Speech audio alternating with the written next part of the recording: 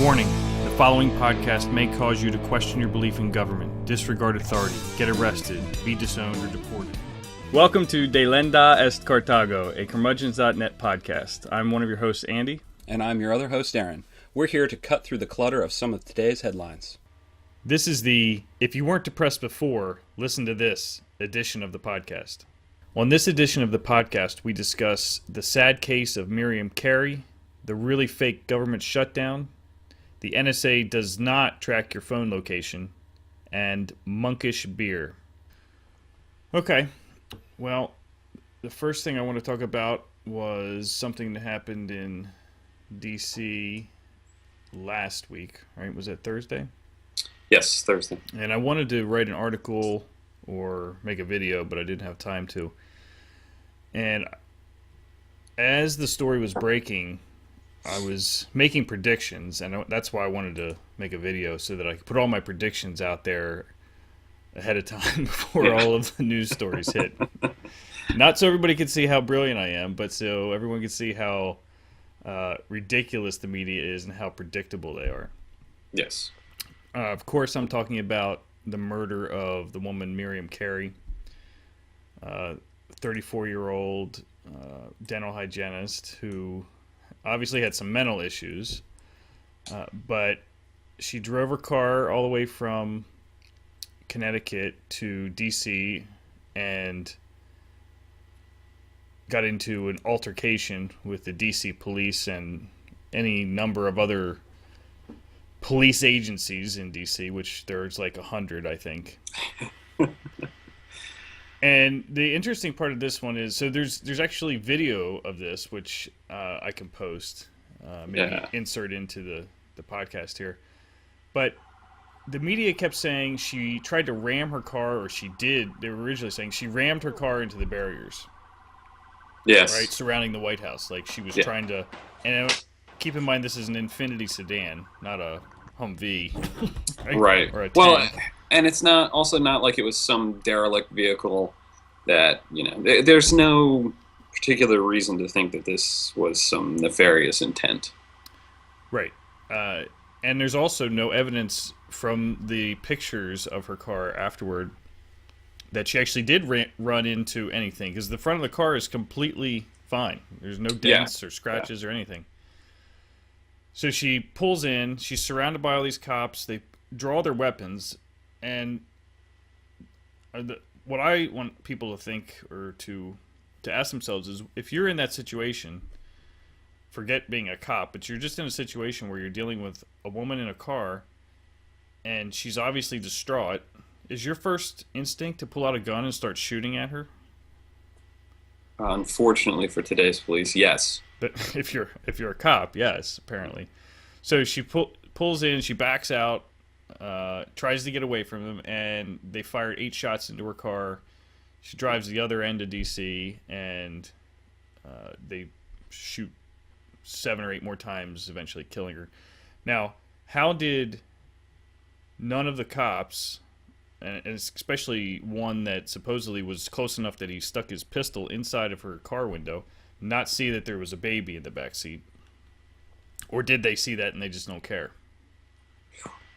That's a good question. These are all rhetorical questions. Yeah, but it's funny. I'm looking at the Daily Mail article that you linked, and there's a couple of these cops are right on top of the car. Yes. There's just no way they couldn't have seen it. I mean, I guess, it's hidden behind the seat probably from some angles, but they're spread out across the whole front. Well, there's like 10 of them. Someone should have been able to see in there and realize. They're so focused on murdering the person in the front seat. Right. Well, they're so focused on officer safety. Yes. And they're so amped up that when any little thing happens, that they're ready to kill. Yeah. That, unlike the rest of us who aren't immediately ready to kill someone because they're driving erratically, these people are.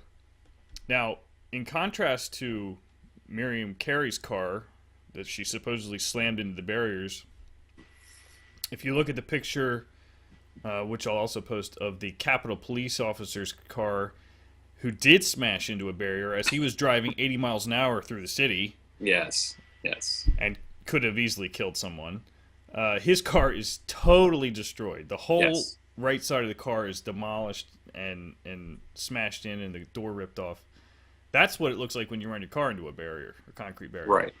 Yeah, there are so many. Well, yeah, it's actually it's that photo's in the same article that you linked to. If you scroll down far enough, and it is completely trashed. And right above it is a picture of the front of her car with nothing wrong. Nothing wrong with it. I mean, there's some stuff wrong, but not from hitting barriers head on. The story just continues and continued to get worse and worse because, well, and of course, this cop hits this barrier and he has to be airlifted because he had a car accident. But the news stories at the time were all about officer injured during this altercation, right? But he's okay. He's not life-threatening injuries. Well, if you look at the car, there's no damage on his side of the car. I mean, something might have been pushed into him or whatever, but he's going to make a full recovery. He'll make a full recovery. And unfortunately, she's not going to have that opportunity. No. And the next, of course, logical step as far as the cops are concerned is this terrorism? Is this woman with a baby in the back seat a terrorist? And this quote from... well, she isn't white, Andy. Right. So there's a possibility, right? Yeah, exactly. I mean, it does seem that way, does it not? Right. Yes. So why is that your logical conclusion? What out of all these things? Well, this is the first thing these people think. Capitol Police Chief Kim Dine, who I actually thought was a woman until I looked up his picture, said... Quote, "This appears to be an isolated incident. There is no nexus to terrorism." No one else thought that. No one other than cops would think this woman with a baby in the back seat is a terrorist because she's supposedly trying to run through a barrier in the most heavily guarded place on Earth, probably. Yeah. Well, it goes back to the school shootings and everything else too, right? The first thing that we hear out of those, what is the first thing that we hear? Someone shot up a school. So, A, it's either terrorism, or B, we need to get rid of guns. Right. 2 days later, 3 days later, we hear, oh, yeah, we had them full of some sort of psychotic drug. However, in this case, it's terrorism, then, oh, crazy person. Because we can't say, oh, well, we should take away everyone's cars. Well, right. That would not go over well with the big three. No. That was going to be one of my other predictions is not unlike the sheriff's deputies in Maryland that killed that, 23-year-old or 19-year-old autistic man by crushing him to death. Yep. That afterward was all about how they just don't have training to deal with mentally ill people. As if not killing someone requires special training, right? As if interacting with someone directly as a human, right? Who has an assistant who is telling you he's got issues. Yes. Isn't enough to tell you that maybe we shouldn't crush this person to death. So I suspect that you'll hear the same thing in this story. It will be the police just need more training to recognize postpartum depression or whatever else they want to throw out there. And if they had only had that, they would not have had to kill her.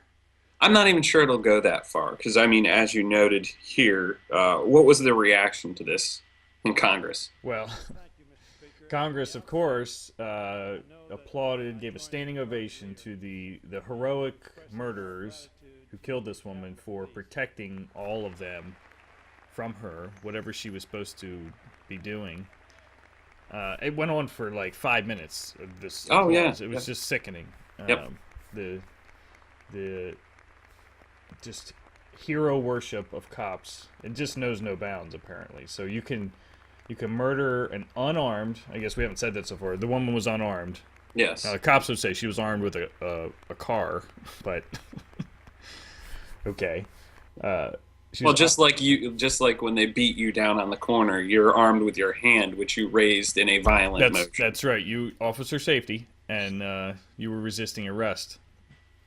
So, and that's, I think, the moral, if there is one, of the story is that there's a few of them.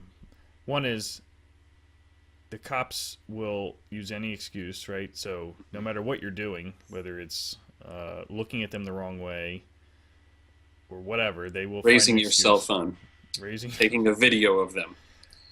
Yeah. whatever it is, you're wrong and you're resisting, and officer safety, and you deserve to be shot. Yeah, well, I can't remember where I heard it recently, but I just heard it. Someone emphasize again that, when we hear the word hero, it's really just people doing their jobs.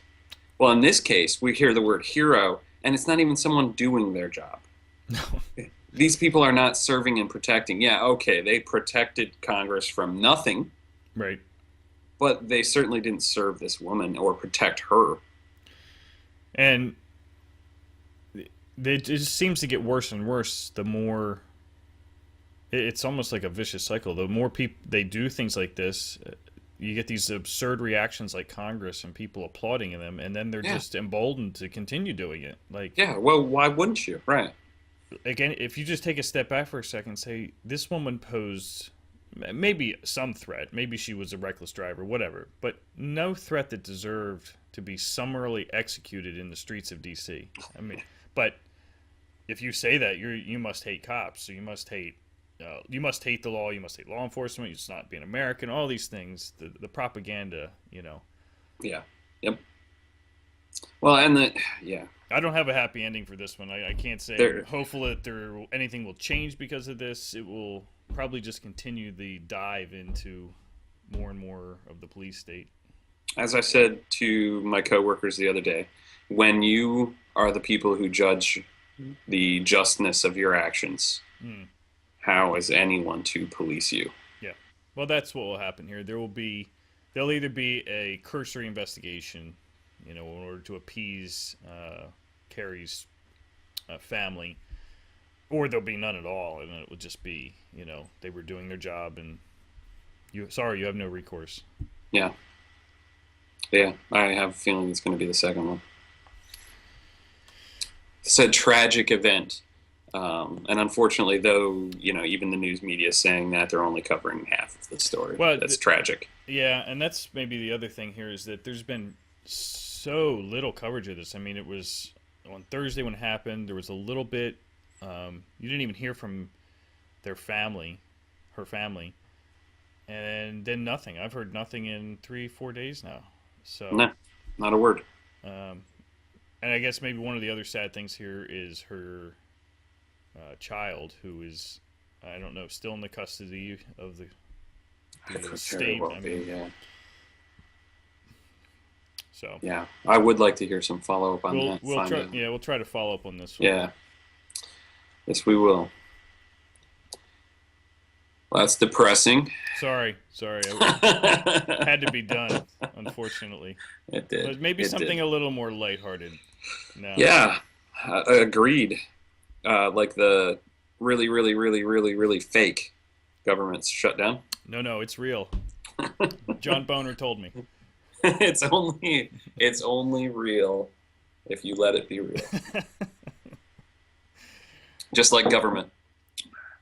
So, what I love about this is that people have such short memories. Didn't we do this in January? Yeah. And if we didn't do it in January, didn't we do it like the January before that? Yeah, well, the media is all talking about like 95. It's been like 8 times since then we've done this. Yeah. I mean, granted, we haven't gone into full-blown shutdown, I don't think, since... We still haven't gone into full-blown shutdown. Well, that's true. We've only shut down... What do we shut down? The national parks. Because the government thinks you're too stupid to walk around in the woods by yourself. Yep. Unsupervised. The person who processes the Freedom of Information Acts, right. We sent them home. Right. Yes. I read something ridiculous about why the Postal Service is still operating, because they are fully funded by themselves. And they are. And they are. But they also have a debt limit. Yeah. Yeah. I don't agree with you, though. I do notice here that, okay, well, you posed the question, who will blink? And Who go will ahead and blink? give your answer. Well, yeah. So the fight is between Boehner and Obama, right? Obama says he's not going to give in on. You're leaving out Rand Paul. I'm a little disappointed, but yeah, go We'll ahead. get to him. Obama says he won't give in on Obamacare. Boehner says he won't give in unless they can do something about Obamacare. Um, Obama isn't going to get reelected, so I think Boehner has more to lose. I think Boehner will blink and will cave in. Obama, well, are you sure that Obama's not just going to declare martial law? No, Every day, I'm not sure of that. I start to think, I used to call people that would say something like that crazy, or I may be That can calling never them happen prophets in very America. soon. I don't agree. I don't think anyone will actually blink. I think it will get carried into the debt limit talks, and I think then Boehner can let Obamacare and that whole hatchet drop. He won't have to care about that anymore. He can say, we're going to make something work so that we can work through the debt limit. So crap. he can say he held the line for. We held the line all the way to the debt limit. Obama can give him a little something, cut some spending. Even though the debt will get paid. Yes, even though the debt will get paid, even though, a couple weeks from now they'll pass some law that says everyone we furloughed will get paid. Even though all that will happen, it won't cost the politicians a thing. No, it never has before. I don't. No. Nobody has ever gotten thrown out of office for playing around on this. Yeah. To me, it doesn't matter anyway. I couldn't care less. Yeah. I would be happy if the government actually did get shut down. Yes. However, since they're not really doing that, No. since it's not costing the military-industrial complex anything. Right. They have not. Yeah. They have not cut any of the war machine or any of Or the police state. Police state. NSA is still running their data centers and spying on Exactly. us. So. Yeah, I expected the day after this started to walk outside and see like a Walking Dead hellscape, but it's just like any other day. So I don't think it really affected me too much. When I saw the title of your post, "We're Not Dead Yet," I assumed it was about the government shutdown. I didn't realize it was about how we suck as bloggers. Well, you should have assumed it was about that. Well, yeah. Hey, somebody keeps posting here lately, though. So. Yeah. So to Rand Paul. So today he tweeted, at Senator Reid says we cannot negotiate over debt ceiling. Not true. This is done often, including 2011. U.S. should never default. Why? Well, he is an American exceptionalist. That's true. In the spirit of all great Ronald Reagan Republicans, right? Yes. I didn't know that was part of exceptionalism, though. We're so exceptional that we pay all of our debts. Yes, with fake money. Yes, we pay it with more debt. Right. Yeah, that's part of it, definitely. We're so exceptional that we run a gigantic deficit. Well, the logical... continuing to pile onto our debt that we're paying, but not paying. We're servicing our debt. Well, the logical conclusion is that we should never ever pay off our bills. We should only borrow continually, right? Right. To which I replied to him, sounds Keynesian to me. I'm not so sure that's a bad thing for him, though. I mean, he's one by one, he's abandoning every principle I ever thought he had. Oh, it's not bad for him as far as his political career at all. No. Right. Again, I just continue to feel bad for his dad. Son, do I not have a whole library full of Rothbardian? Haven't you even read one of my books? Here, I have a few. I can give you a copy. My goodness. I did like somebody, I forget who it was on Twitter, reposted what Obama said at the last. I think, it was Rand Paul again. He says, remember when hashtag Obama No. Hashtag. called Bush unpatriotic for raising the debt ceiling plus $9 trillion for national debt. And he's got, on Twitter, he's got the link to the YouTube video of Obama doing it and everything else. The lack of any sort of humility, the lack of any sort of common decency in any of these people is just astounding. It just doesn't matter as long as no one has a memory longer than Miley Cyrus. Well, and the problem is, it's only the other side that ever has the memory. Right. Yeah. And only the diehards on the other side. That's right. Yeah, and Jon Stewart. He is able to pull out those clips. Well, that is true. That is true. Yeah, at the same time, okay.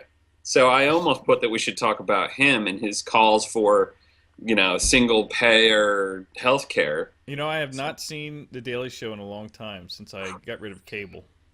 Yeah, I've read about it somewhere. I haven't seen it either. I meant to look up the clip after I read about it, but apparently he ranted and raved about the implementation of Obamacare and how bad the website is, and really took Sebelius to task. And then at the end, he was like, "This is why we should have more government." Yes, John. I can attest to the horrificness of the website, because I'm actually trying to sign up so I can get a quote, just so I can tell everyone.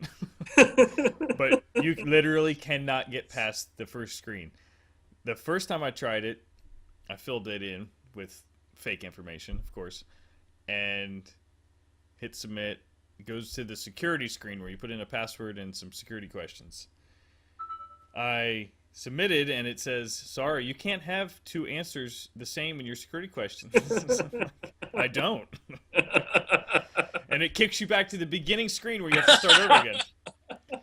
So I did it again. This time, it took all my stuff, the exact same answers, and it starts churning and churning. And like 5 minutes later, it comes back and says, "We're sorry, the system is busy. We can't open an account right now." It's like one of those really, really bad Quest video games from the early 80s. It's really... It's like you take 3 steps forward. You took 3 steps back. It's a really bad website. It really is. Well, the only reason I was on there... Oh, you know what? Actually, I want to interject right now, just in case. I want to make sure nobody accuses us of forgetting to point out that Obama constantly is still harping on the jobs going overseas and yada, yada, yada. Well, did anyone happen to notice that it's a Canadian company that designed the website? That's not overseas. That's true. That is code. That's true. That is code for brown people. Or yellow. Or yellow, right.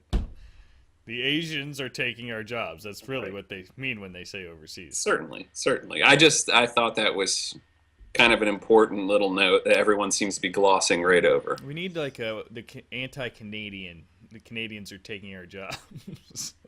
I keep on waiting. Somebody on Twitter called for the Maple Leaf revolution, or not revolution, but invasion, as soon as the government shut down. I forget who it was. So it could happen. The Border Patrol has not been laid off. I'm sure not. They're keeping us safe. Heroes. And the way they treat American citizens coming into the U.S., I would not want to try crossing the border as a Canadian. Well, I can imagine Canadians probably sit up there and, I mean, even as horrible as their government is, they probably look down at ours and say, "Do we really want the people that created this crap?" I'm not interested. Yeah. More to come on this, I'm sure. Oh, yeah. Horribly enough, but yes.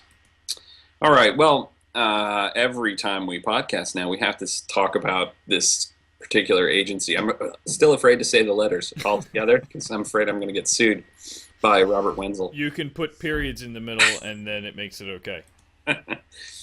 So we have an article. It's like NASA, but shorter. NASA without the A, but maybe with more A holes in it. Sorry, couldn't let that go. So the NSA had this little what are the words? Test project. I've heard that bandied about. Um, I've also heard it was a sampling. What else have they called it? All these innocuous words. Like when you're cooking and you take a sample of the batter when you're making cookies. Exactly. Except in this case, they ate the whole bowl full. Exactly. They decided that they would again test collecting data on American cell phone locations. Now, let me just interject here and ask, if I were to test gathering people's credit card numbers I think electronically over the internet, what would that be called? I think that would be called an exercise in wisdom. As long as you have a uniform. What would the government call as long as you have a uniform and a badge. Oh, yes. No, but as wearing just my T-shirt. Oh, no. That's theft, fraud. Wire fraud, espionage, terrorism. Yeah. Terrorism. That's definitely terrorism. That's actually true. Terrorists would be better off stealing credit card numbers than they are attacking buildings. That's true. Anyway. So, they found that they had no operational value. Now, tell me, what does that mean? Operational value.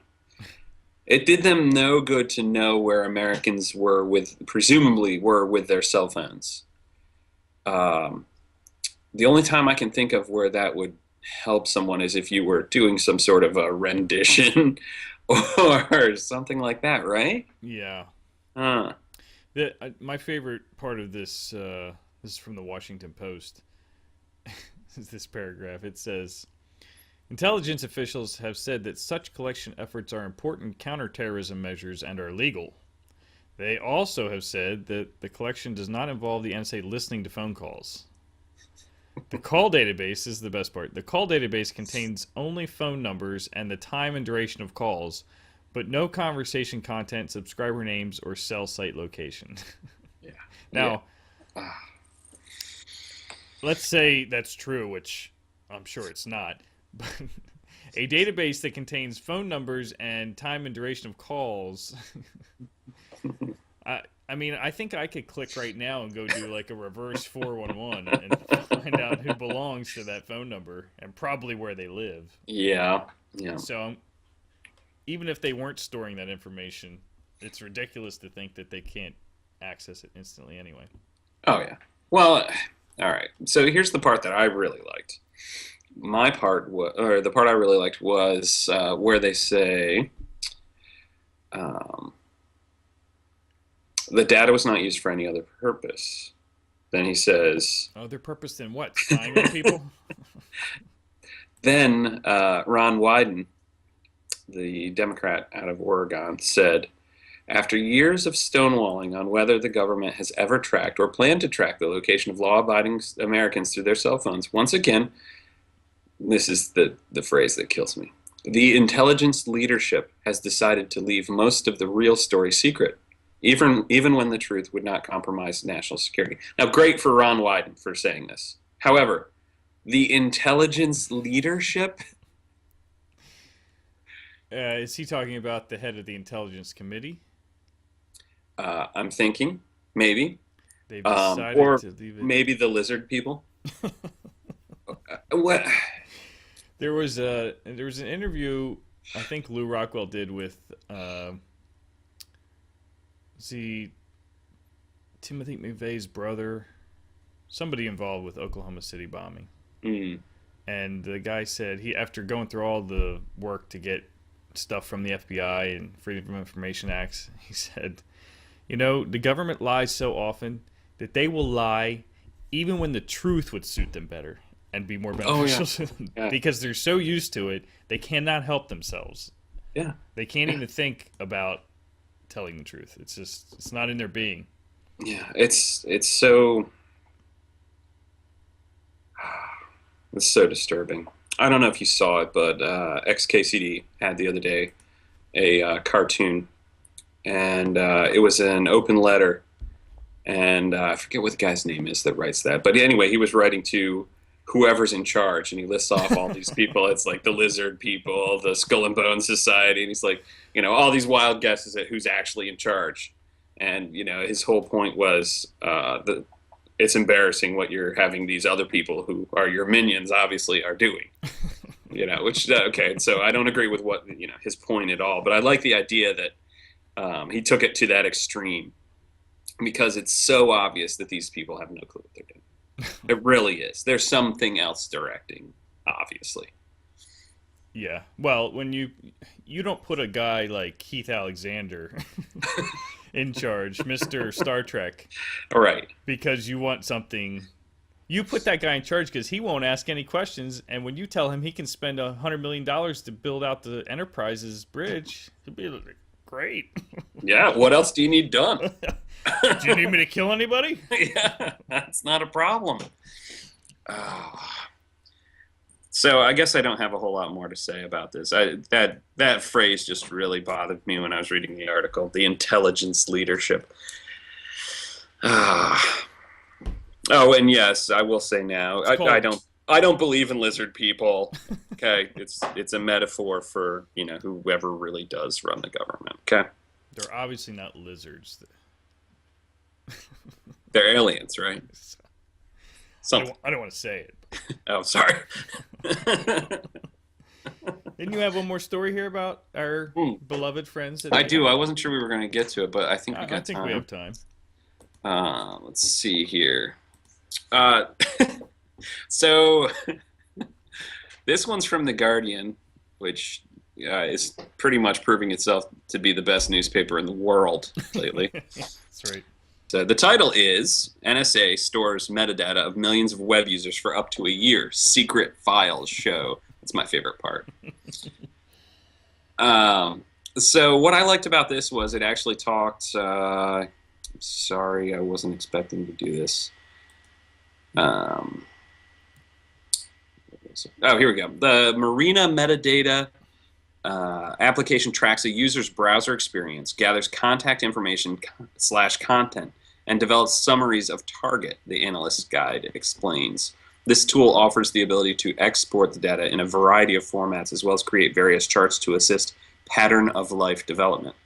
What I like about this is now they're linking us with our Twitter accounts, with our Facebook friends, and everyone else to create these patterns of users so that they can expand their searches even further, right? This person's got a link to somebody who's got a link to somebody who's got a link to somebody who's got a link to somebody who may have once been murdered in Afghanistan. Isn't that like the 6 degrees of bacon or something? Exactly. Exactly. But I forget what the numbers are on it, but they're allowed to take these things out a certain number of connections before they're supposedly reined in. It's been proven already that once you get to like 8 or 9, it's basically everyone on the planet. Anyway, so exactly. So I guess what troubles me the most is, does this mean that I should not follow Obama? Because I don't want him to get arrested. That's why I follow all of the people in government on Twitter. So I've pretty much decided between these two articles that I'm going to switch cell phones with someone I can't stand, who will follow no one but liberals and arch conservatives. I don't know how I'm going to find the person that will follow both of those wings of the bird of prey, but I'll find them. Well, yeah, I know. Isn't that sad, though? Yeah. Do I have Barack Obama and Harry Reid right next to Mitch McConnell and John Boehner? Well, no, I don't follow Boehner because I can't stand him. He actually, he's not the worst. I can't look at his face without laughing, and it's unsettling for other people when you're looking at your phone and laughing all the time. I sometimes confuse him with Obama because I can't tell which one. Oh, man. What is metadata? Oh, did you see that? The Guardian is really doing some great work here. It's great. I'm sorry. Go ahead. It looks like Edward Snowden had a little dump of the metadata. I want to know whose this was, actually. ID. There's an actual ID number in here. Well, it might be his. It wouldn't surprise me. Could be his. I don't know. You notice anything? At any rate. Yeah. Well, what's great, another great thing about this article, because we'll link to this in the show notes, it really does take you through, within that article, there's a Guardian guide to metadata, which is actually good. I went through that today just to take a look. Andy just referenced it with some ID numbers. It shows you a bunch of stuff. It's something to do with the Guardian. Yeah. See as you go down further through this. But well, that they will like, they being the NSA, like this social media metadata even more than the call data, because the call data doesn't really only does have, source, destination. This has so much more that they can link together. Yeah. So, well, we should not be on social media. Exactly. And the disturbing part, actually, if you look through this this guide to metadata that you can get to through that, they discuss, through that article, they discuss the Petraeus scandal. It's the example they use, which is fantastic. That's pretty funny. But the great idea is they can catch anyone who's doing anything. It doesn't have to be something illegal. Right. And they're going to know everything that you do. This you do would it online. make the Stasi drool. Yes, right? exactly. I mean, you can blackmail anybody in government you want to do anything. I don't know. I can't really fathom that anyone in government would be so low as to be able to be blackmailed. That's right. However, that... How is it that the lawmakers are not terrified of these people? They should be. So it's one extreme or the other. Either they are too stupid to be scared. There's a bunch of them that fit into that category. Or they're already being blackmailed. Yeah, which is right? Which is the other half. This has already been used, and the pictures or whatever else they don't want let out will be released if you don't vote for our appropriation bill and shut your pie hole. Right. Well, and the same thing applies to the guys that are actually speaking out, the few in Congress that are speaking out. They're either, again, too stupid to realize they're about to be blackmailed, or we're going to find out that these people actually live pretty darn good lives. Yeah. Which, is kind of encouraging that there might be a few people left that, aren't cheating on their wives in a way that they're going to get caught, even through this, because chances are, they probably are, because these people can't stand the thought of the spotlight not being on them.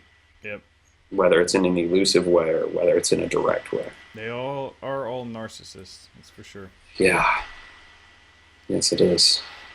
All right. Good enough. NSA. There's your NSA for the week. Yes. I'm sure it's more than enough, NSA, for the week. I'm drinking beer. Me too. Fantastic. This is what I'm drinking. I don't know if you can even see that. It's Allagash Double Ale. Indeed. So I went to our wonderful friends at bjcp.org to get our style guides, and it's funny, upon examination, this is perfect. It meets the style guidelines perfectly, I should say. 80 points or whatever it is? Yeah, it's not, it's not 80 points, but it's within the range. For an excellent? Yes, for an excellent. The balance on this is what's amazing. The last few things from Allagash that I've had, I've really been impressed. The acid, I shouldn't even say the acid, but the bitterness, with that little bit of that Belgian candy on this double is just perfect. Is it really malty? amazingly so. Not over the top though. You know, you don't have that.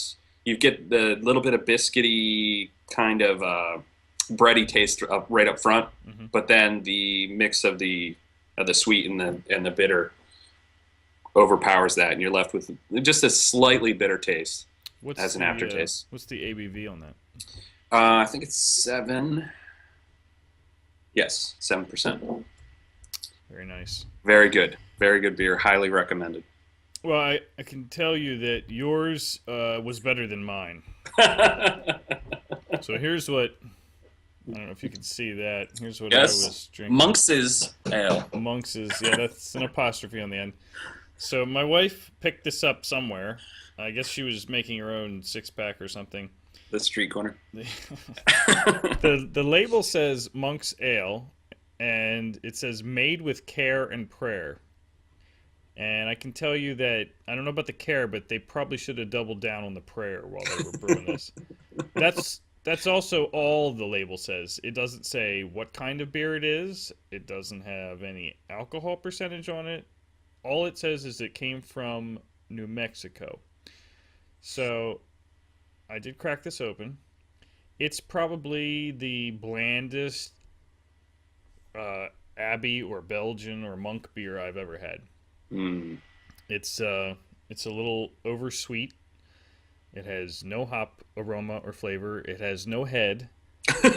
It's that. Oh, the color's not even right. It's that color. Yeah, it actually, and it probably looks a little more amber than it really is on your camera. Yeah, I'm sure. It looks actually kind of like Coors Light.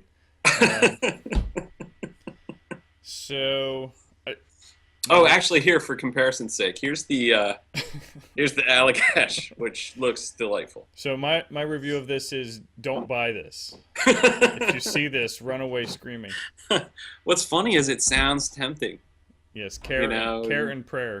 Well, not just the care and prayer, but the idea that it's got very little information on the label. It seems like this is some sort of subterranean brewing process.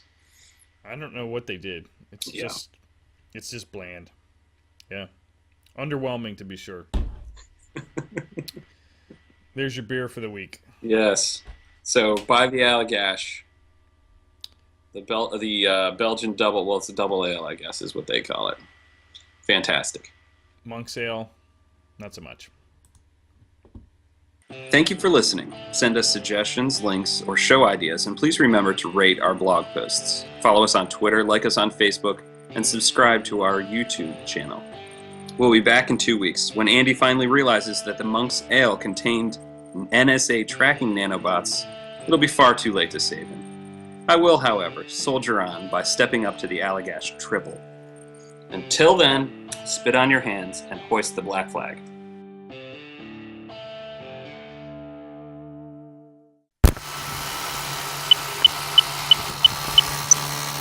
Oh, you're paranoid about making the noise. I was very paranoid about clicking. I tried to do it when you talked. She sounds like Charlie Brown's teacher. Oh, that's actually pretty good. It's really good. It's disturbing. That's how I teach Logan. It's kind of hot. I'm glad I was recording. A flat skirt. He was recording too. Nice. He's very happy. Oh man. It's going in the blooper reel.